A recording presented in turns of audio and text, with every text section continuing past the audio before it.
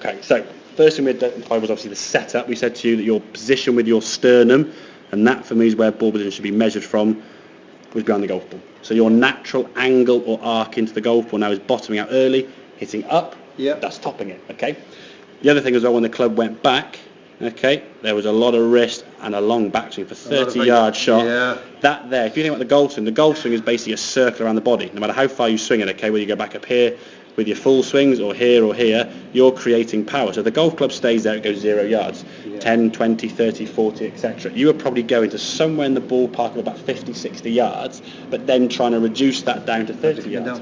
So you were trying to decelerate, slow it down, quit at the ball, move my wrists. If you move to the left to try and hit the better strike, you're creating power more than you already had there, which you didn't want. So you were sort of stuck in a rock and a hard place. Do I try and get a good strike and it goes across the back of the green, it clears the bunker, clears the green, clears the golf course, or do I just stay back here and think I'm going to duff it and then go in the bunker? Tough situation to be in, okay? So if we can get your sternum now, centre of your body, as we said, you can see your knees are just sort of pinched to the left. Everything now is a bit left of centre, okay? We're going to set up here now. There's a little bit more wrist than I want, but the club hasn't gone back as far. Okay, so we've shortened the backswing, and now from here we can accelerate through, giving it a good hit with just arms. There's no need to flick the wrist. I let that club stay nice and low. See the striker, that's a lovely strike.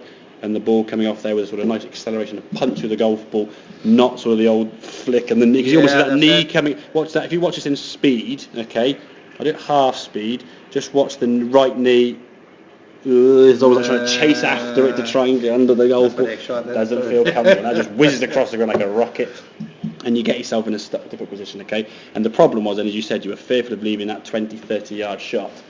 Because if you left yourself that, you're trying to putt it. If things are out in the way, you're fine. You can putt it down the fairway, no problem. But when you get a bunker or any other obstacle that you have to go over, there needs to be some element of loft, okay? So if we can practice getting yourself into that impact position, the position you get into with your full shot, you move to your left in the full swing to create power and hit a good strike.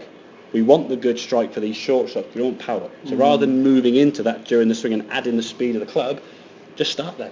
Create a sort of a setup or an impact position that's going to give us a good strike of the golf ball, and by not moving laterally through the ball there, we're reducing the power to the golf ball. Exactly. You can see on that left-hand one there now, you can see even just the angle of your shoulders is tilted here, your head's just that way, you're just behind the ball. But again, someone hitting a golf ball this way, where you're going to lean to try and get under the bloody thing to lift it. Now you'd be okay on the grass, is nice and fluffing the ball sat like a mushroom, like on a tee peg almost, you can sort of scoop under it and get away with it. In the mud this time of year now with the different conditions you're going to play, and if the ball's sat in the muddy lies and you can't get under that, you're going to hit the ground and you're going to duff it out. So get that centre left of the golf ball, okay, get yourself in a better position, a bit more weight favouring that left side. And for anything I would say 40 yards max. Don't need wrist.